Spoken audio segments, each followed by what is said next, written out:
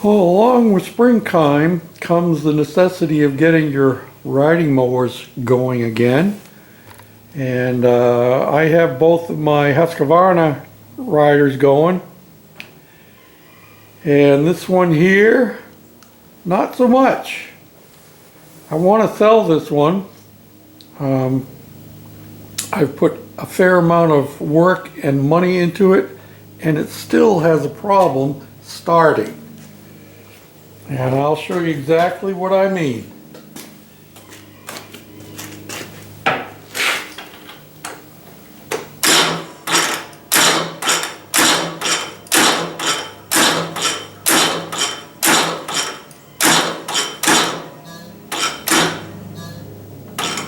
It won't crank all the way around.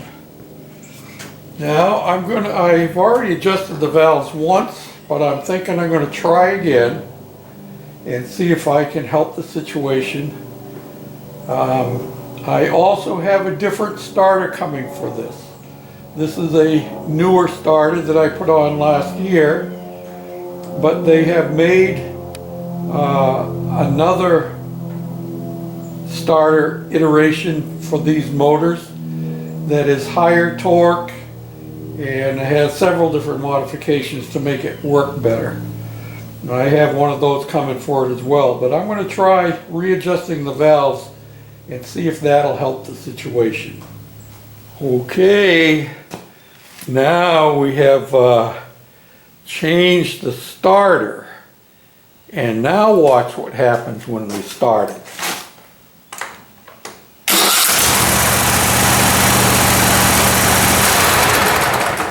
See how much faster that thing turns? Before it wouldn't hardly turn at all. The secret is, this is a third generation starter. This is the second generation.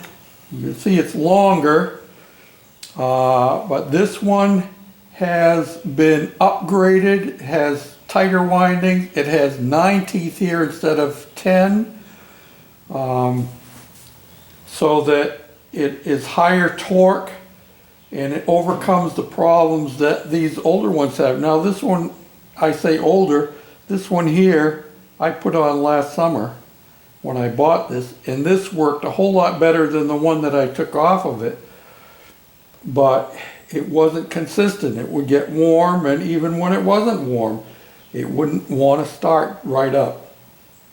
And I readjusted the valves again, and hoping that that would make a difference, and it wouldn't make a difference at all.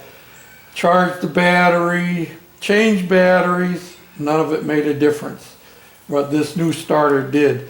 And you have to be careful, because when you go to buy these starters for this Kohler engine, they're still trying to get rid of this one here, which is the second generation, better than the first one. The first one had a problem with let's see if I can get this cap off of here. Well, I'm going to put a link back to my video that I did when I installed this one.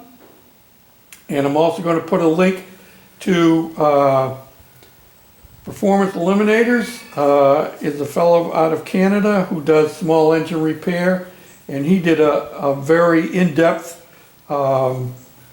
video on the various generations, first, second, and third generation of these starters.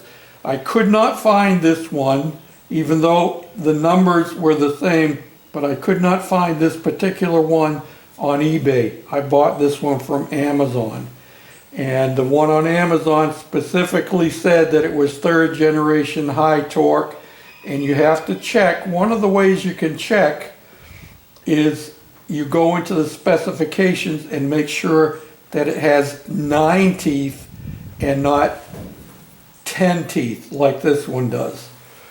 So we'll save this one for future reference.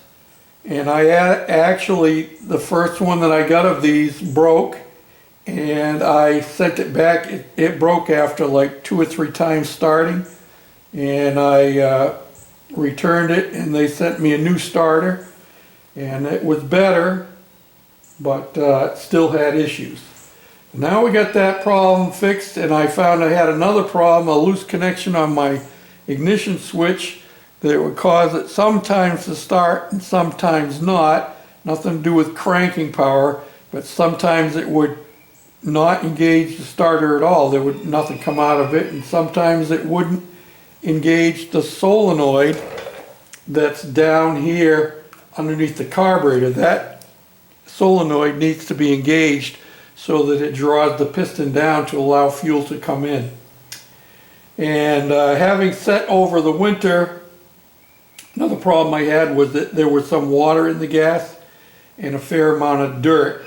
And so I drained out quite a bit of gas out of it and put a new fuel filter on it. And I think we're ready to go for another season.